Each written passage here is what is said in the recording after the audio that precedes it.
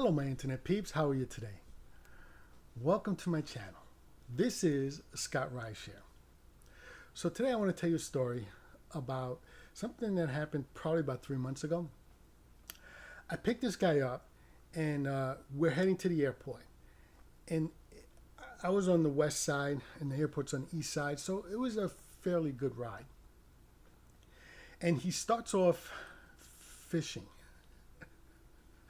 And you can always tell, when somebody's fishing, they're kind of looking for information. It's not like they're talking to you because they want to talk to you. They're looking for information. And he asked me, so how are you doing with this? How long have you been doing this? How are you doing with this? That kind of thing. And I was telling him that, I'd been doing it for almost 2 years at that point. And I said I'm making more money than I was when I was working security, which isn't saying much. But the good thing is that I'm my own boss at this. Now, it's true, I got to work a lot of hours, but I think I'm happier because I have that freedom. If I want to take off, I just turn the app off. That's probably one of the biggest things. Now, it's never my intention to stay with this. It was always my intention to move on.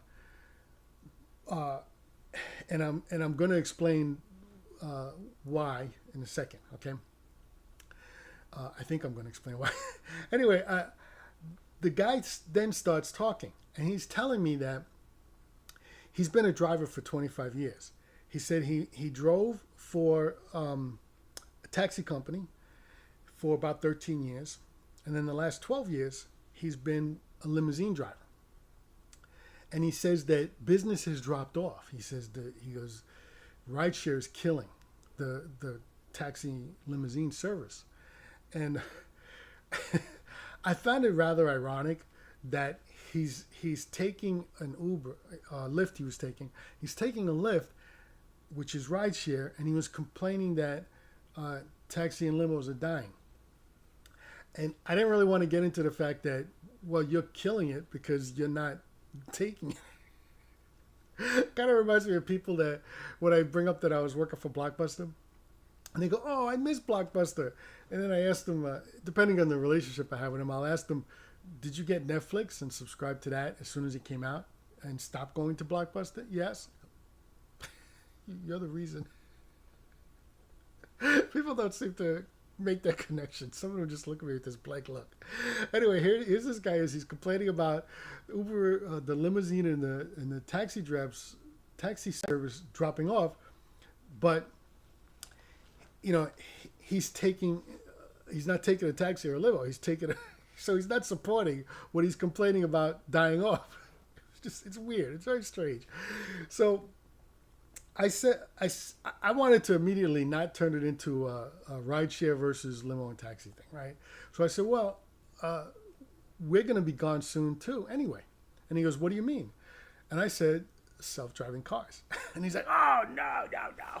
Now listen, I've made previous videos about self-driving cars. I believe they're coming, right? I'm going to see them in my lifetime, but they're not going to be here tomorrow. And I've tried to explain to people how I think it's going to happen. And I don't think people really understand me. So I wanted to see if I could explain it to this guy so he would understand what I'm saying. In other words, I was trying to collect my thoughts so my argument would be clearer. Or what my position would be clearer, I should say. Not argument. I'm not arguing with anyone. But what happened was I said to him, look, sir, here's what's going to happen, all right? One of these, right now, they've got everything in place, right? You can talk to your navigation system, and it could take you, it'll give you directions on where to go, right? You also have self-parking cars, right? You also have proximity alerts on cars so that if you get too close to the car in front of you or you get too far on either side, the car will give you like a slight nudge to get you back to where you need to go. You also have cruise control. So you basically have all the components for a car to drive by itself in certain situations. The tough part is getting it all put together. Okay. And what I've never really tried to explain to people before is you're going to have two stages towards the self-driving car. The first stage is the driver-assisted car, is what it's called. They're starting to call it now. They've been calling it self-driving cars prior to this. And the problem with the self-driving car is that people have a tendency to think there's no one behind the wheel because the car is self-driving. That's the driverless car, which is down the road still. And with this driver-assisted cars, what you're going to have is you're going to have somebody behind the wheel, but the car's going to be doing the driving. Now, I've seen a lot of arguments against this, that it's not going to work and it can't work and it's never going to happen. Although the rideshare professor did pull out a book and he said, you got 10 years before you're going to see anything. He said 20 years, I think. And here's what I believe is going to happen. I said, first you're going to have driver-assisted cars. They're going to be on the road. And then we're going to move to driverless cars. What happens is they need to work out bugs. All right, certain things are in what they call beta testing. Okay, and before I started with Uber and Lyft, at the time, which was 2 years ago, I figured it was going to be about 5 years before the first driver-assisted car or self-driving car would be on the road. And what's going to happen is that's going to get on the road. Now, that doesn't mean that they're going to be everywhere. You're going to have one company or two companies release it, and then people are going to start moving towards it. Now, why are they going to start moving towards it? For one thing, insurance companies are going to look at the statistics. The actuaries are going to figure out that cars that have the driver-assisted program have less accidents. So they're going to offer discounts to people who buy those cars. And you're still going to have somebody behind the wheel. They have to be there to take over if something goes wrong. Now, currently, the cars are in beta testing, right? And if something goes wrong, people have a tendency to flip out, all right? But it's in testing. It's sort of like if you're in law school and you're taking a test, does that mean you're a lawyer? No, you're testing. You got to pass the bar first. But you're in school taking tests as you go along. If you're in medical school and you're taking tests, does that mean you're a doctor? No. You got to get to that point. We're not there yet. We're in beta testing. By the way, driver-assisted cars, self-driving cars are on the road. They're in Arizona, and they're geo-locked, which means they can't leave a certain area. And they do have somebody behind the wheel who's taken over. And it's by Waymo. Waymo is a company owned by Google. By the way, for those of you who don't know, Google changed their whole structure. The company is now called Alphabet, and there's a bunch of subsidiaries that they have to the parent company. And one of those subsidiaries is Google, but they have many other companies. And one of them is Waymo, which has been working on a self-driving car for, 10 years now. I didn't really look at it, but they had a compound. I'm sure they still have the compound in California that's blocked off from public roads, and they're doing the testing out there. You also have, but they also managed to get it approved in certain cities in Arizona. So the cars are already on the road. They're not approved to drive everywhere yet, and I suspect they got to work out the bugs. There was a recent article that Elon Musk, who owns a Tesla, who does have a driver-assisted car, he said that it could be a long time. But the reason why it could be a long time is because of regulators. It had nothing to do with the technology of the car. He said that the self-driving car should be done by the end of this year, 2019. So the cars are here. The technology is here.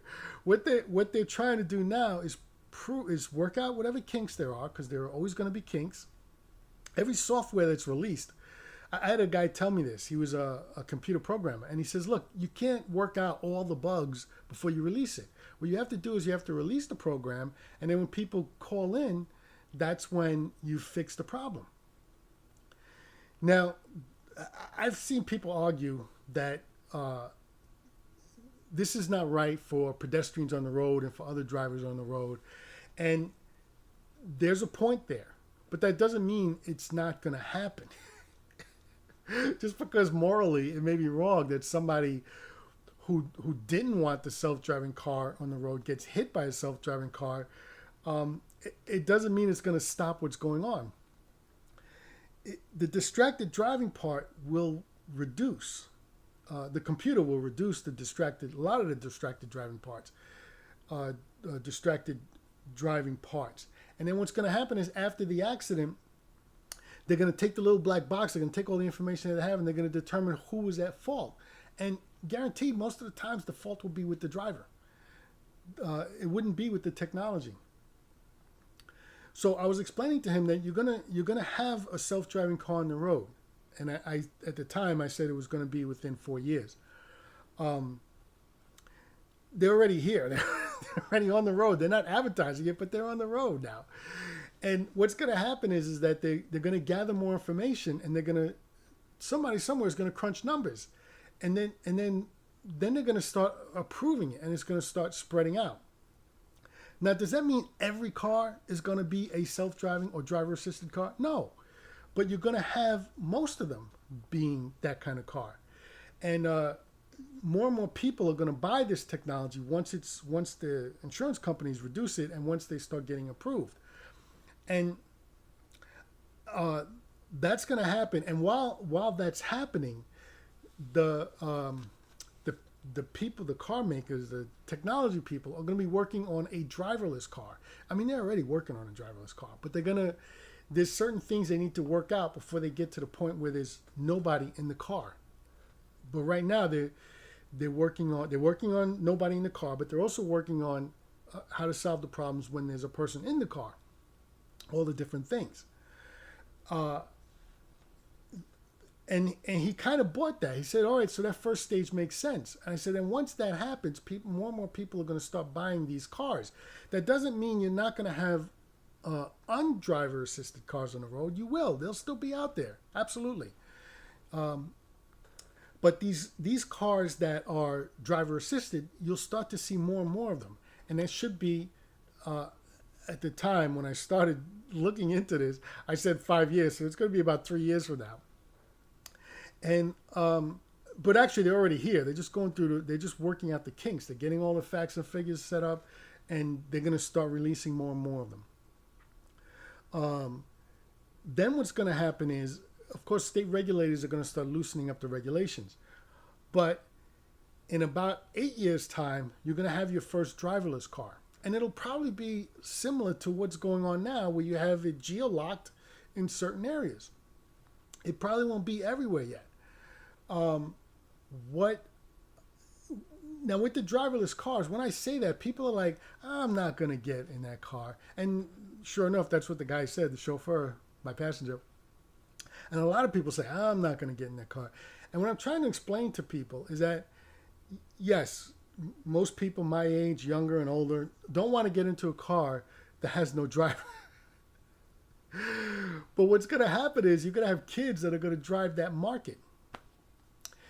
Again, it's not going to be, in 8 years' time, you're not going to have driverless cars everywhere. You're going to have maybe one model on the road, and it may be geo-locked until they could prove that it's safe. And then it goes to another place, and then it goes to another place, and another car manufacturer makes one.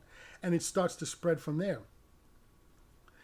And who's going to drive that market will be kids, because now they're used to being driven around. Statistically, less and less kids are getting their driver's license as each year goes on. Why? They don't need to. It used to mean freedom. When I was a kid, getting a driver's license meant I'm free now. I can go where I want to go. I can do what I want to do. But for kids now, as long as you're 17, you just order it on the phone.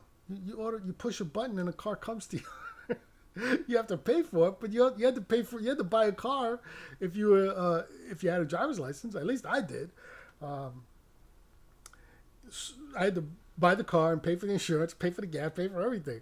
So you still it's cheaper to just order a car than, per and pay per ride than it is to buy a car.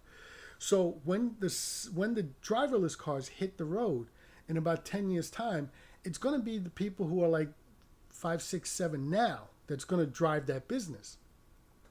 It's not going to be people my age. It's not going to be people 10 years younger than me. It's going to be the kids now. They're going to be old enough to start ordering those cars. They're going to start ordering them.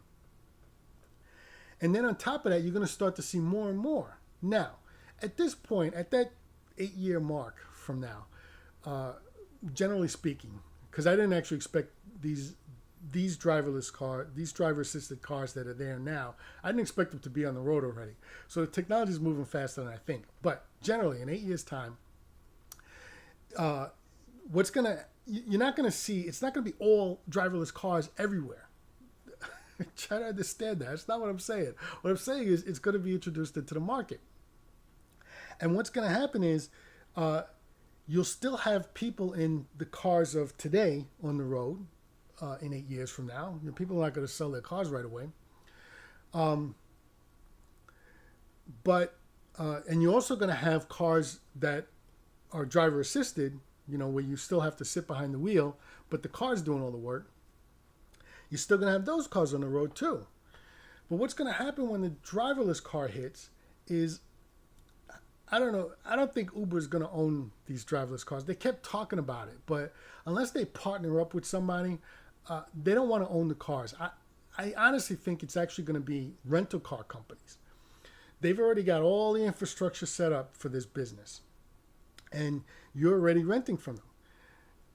And right now, with the rental car company, you can go online, you can go, and then they could tell you, go over here and pick up the car.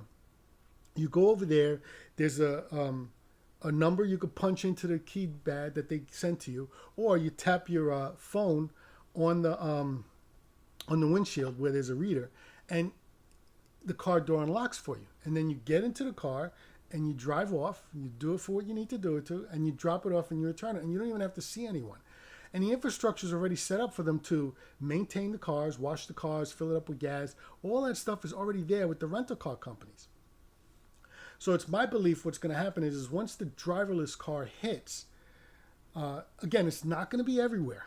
About 8 years' time, they'll be in some, it'll be geo-locked in certain areas. But you're going to see rental car companies jump on top of that because they've already got the infrastructure set up. And they don't have to pay somebody to stand there and say, hi, how can I help you?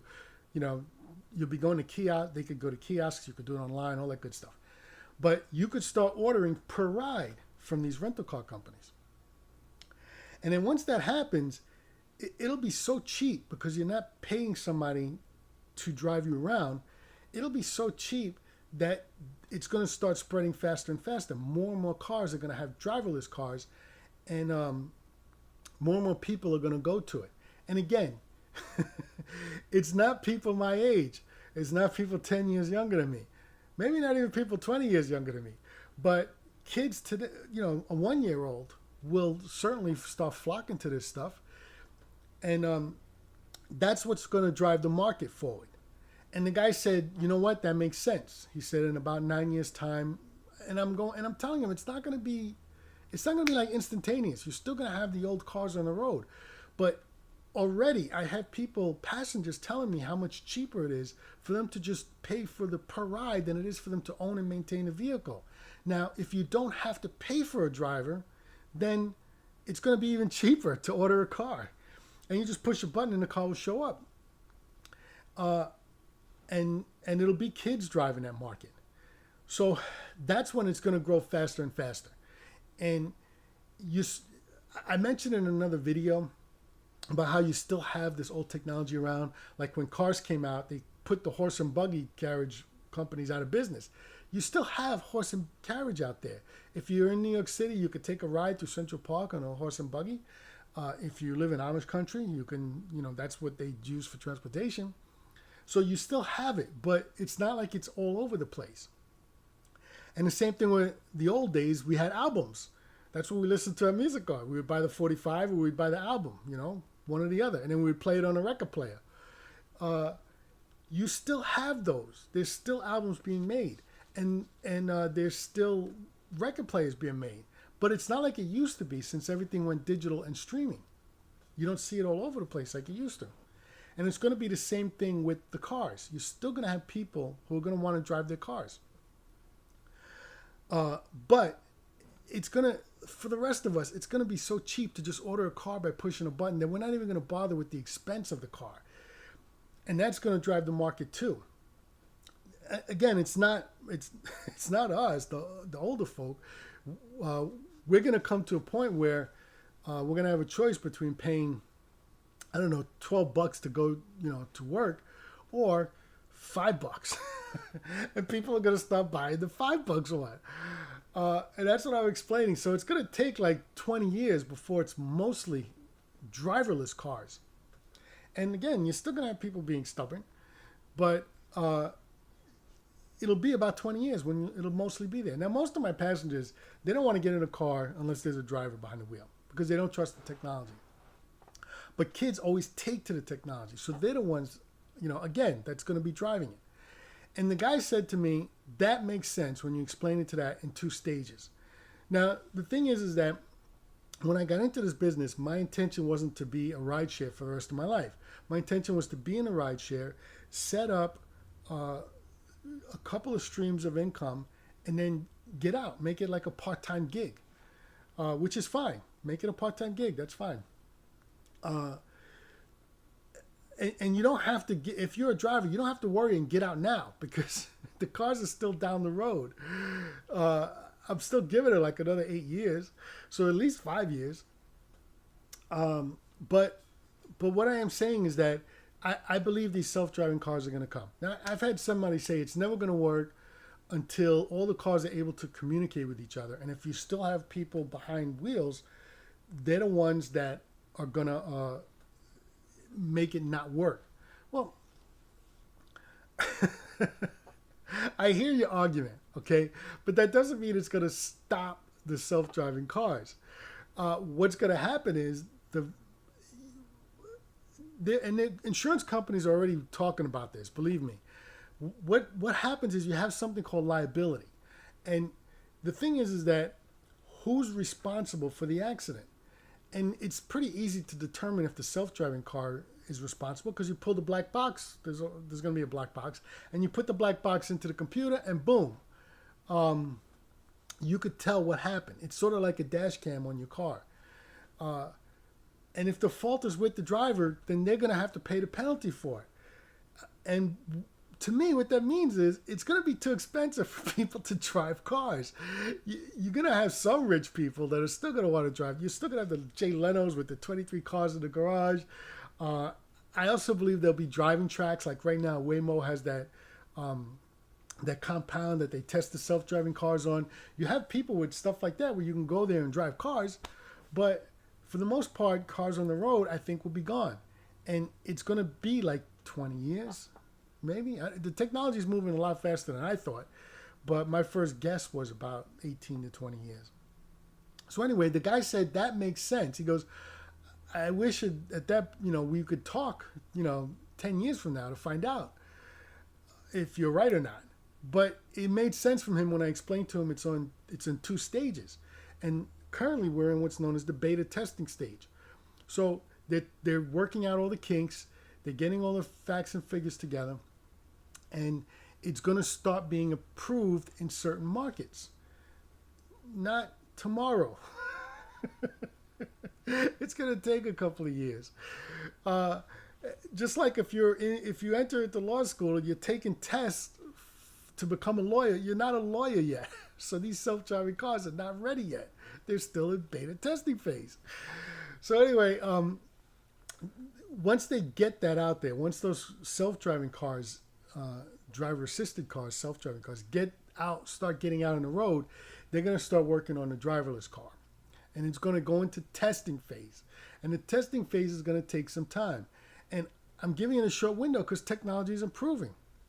I also heard somebody say that cars, they need to communicate with each other, and how are they going to communicate if they're different car manufacturers? And I'm thinking to myself, well, that's sort of like saying if you have a Sprint phone, an iPhone with Sprint, and you have an Android with AT&T, that they can't call each other. That doesn't really make sense to me. That logic, I'm sorry, it doesn't apply. The cars will be able to communicate with each other, but that's down the road. You don't need to have cars communicating with each other yet. Right now, you have the proximity alerts, and they kind of need to improve on that, and they're working on it. So the proximity alerts will have to do for the time being as they improve in beta testing, where they're not actually attorneys yet. They're testing to be attorneys. Anyway, that's my take on it, right? I still think it's going to happen. I think it's going to be a while before you see the first driverless car on the road.